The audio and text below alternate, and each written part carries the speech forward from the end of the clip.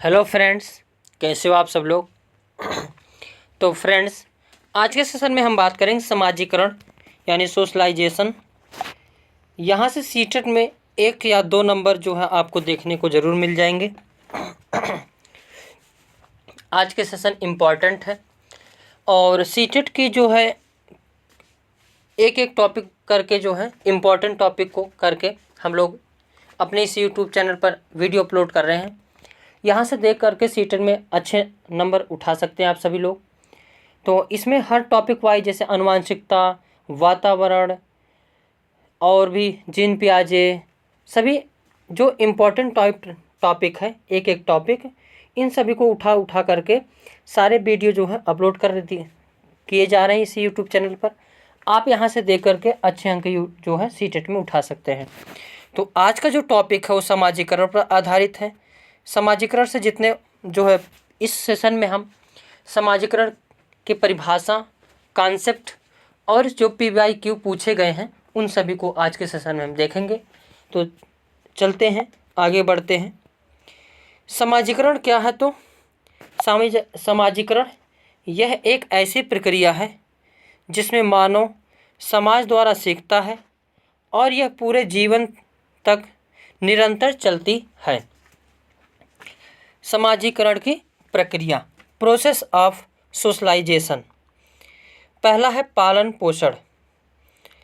बालकों के समाजीकरण में पालन पोषण का ज़्यादा प्रभाव पड़ता है, क्योंकि अगर बच्चे का पालन पोषण अच्छे तरीके से नहीं होता तो बच्चा समाज के साथ समायोजन करने में कठिनाई महसूस करता है।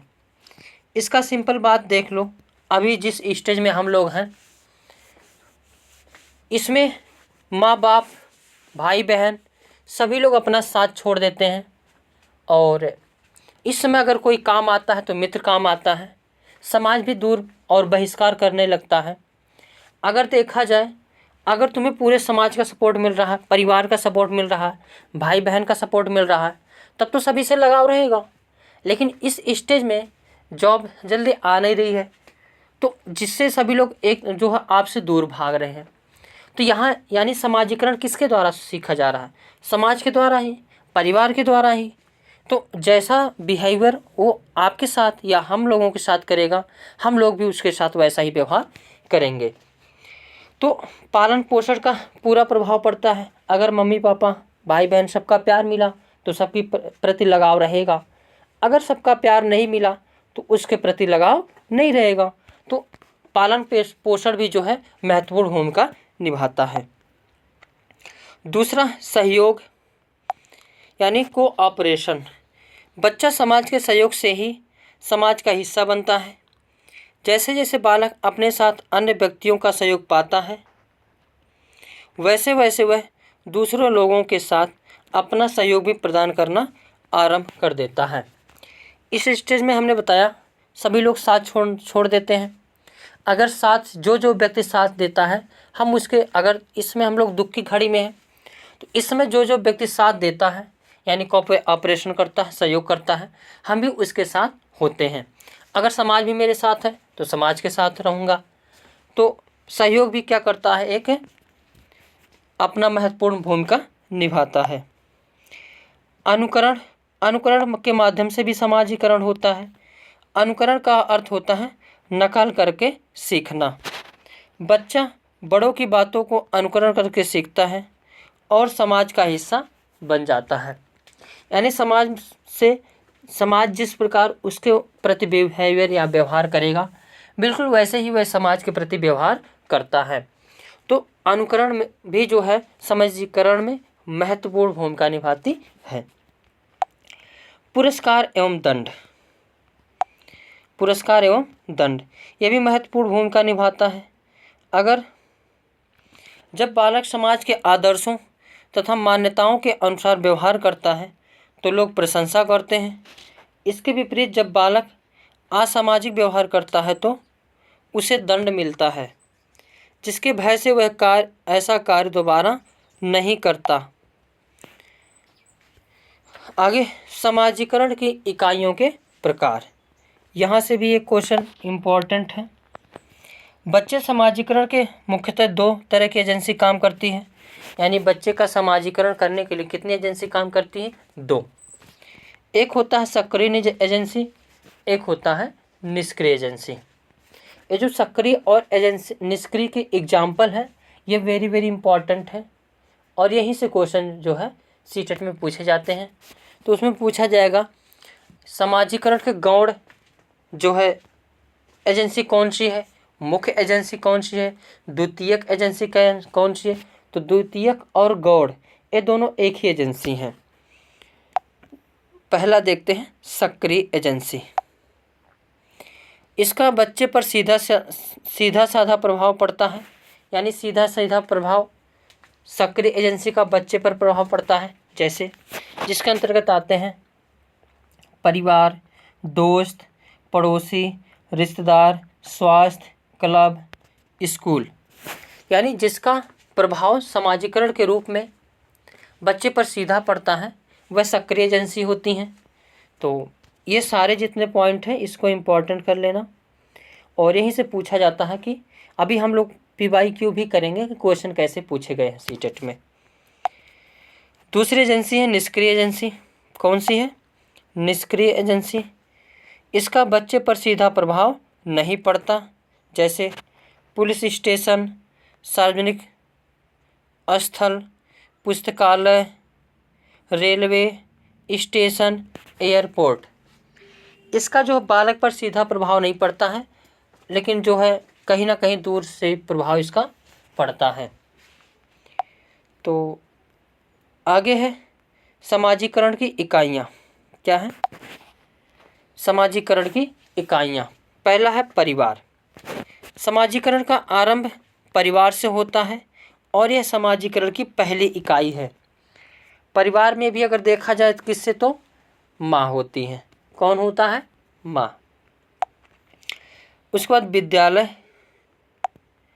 विद्यालय में बच्चा स्नेह, सहयोग, कर्तव्यनिष्ठा, दूसरों के साथ समायोजन करना, ये सभी जो है सीखता किसके द्वारा? तो विद्यालय द्वारा। अध्यापक।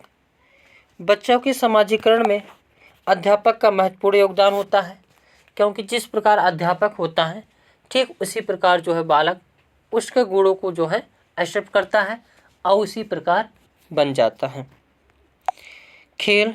खेल भी समाजीकरण पर महत्वपूर्ण भूमिका निभाती है। खेल बच्चों के मानसिक, शारीरिक, संवेगात्मक विकास के साथ साथ सामाजिक विकास में भी योगदान देते हैं। एक टीम में रहकर बच्चे सहयोग की भावना विकसित करते हैं। उनको अनुशासन में रहना पड़ता है, हारने के बाद भी अपने संवेगों पर नियंत्रण रखना पड़ता है और विजयी टीम को बधाई देनी पड़ती है। खेल में कई लोग ग्रुप के बच्चे होते हैं, कई समाज के होते हैं, कई संस्कृति के होते हैं, फिर भी सभी लोग आपस में मिलकर खेलते हैं, एक दूसरे का सहयोग करते हैं। और सबसे बड़ी बात ये होती है कि अगर इसमें कोई टीम हार जाती है तो भी अपने संवेग पर कंट्रोल करके विजयी टीम को क्या देती है? बधाई देती है। खेल भी जो है समाजीकरण में महत्वपूर्ण भूमिका निभाती है। अब देखते हैं प्रीवियस ईयर क्वेश्चन जो सीटेट में पूछे गए हैं। पहला क्वेश्चन है निम्नलिखित में से कौन समाजीकरण के गौड़वाहक हो सकते हैं? गौड़ यानी द्वितीयक। तो विद्यालय और पास पड़ोस ये तो प्राथमिक में है तो नहीं होगा। विद्यालय ये तो प्राथमिक में है तो नहीं होगा।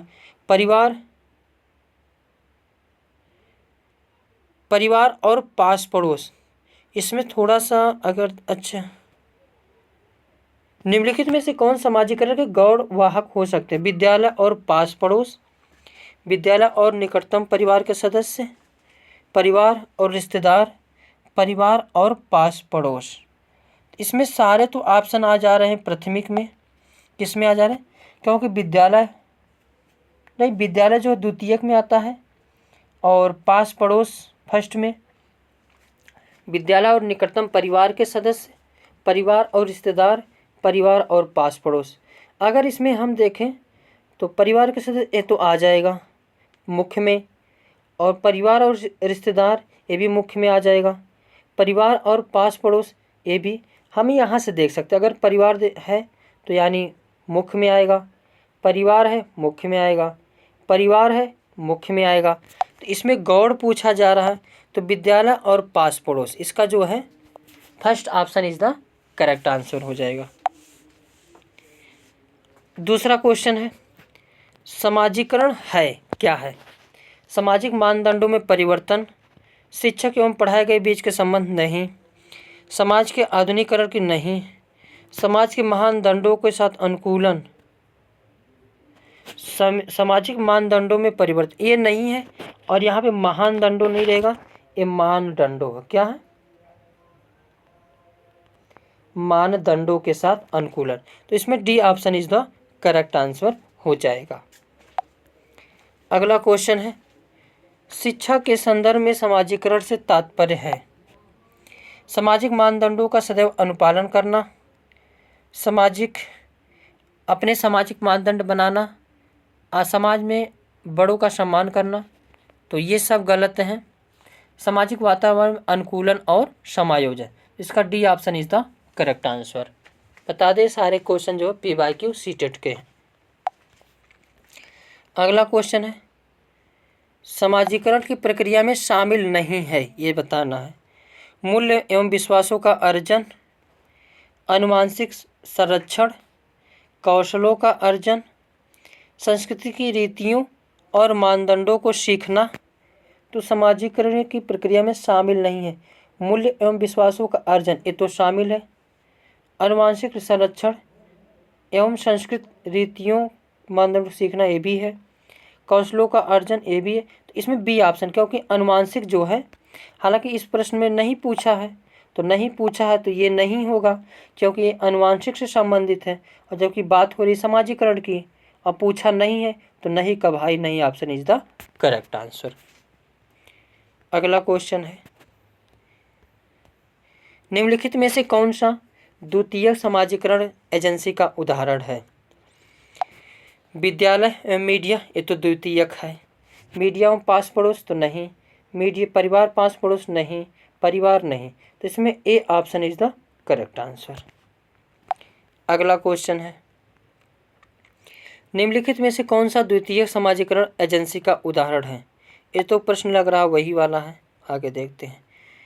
परिवार एवं पास पड़ोस बच्चों के समाजीकरण की प्राथमिक एजेंसियां हैं या मध्य एजेंसियां हैं, द्वितीयक या मनोवैज्ञानिक?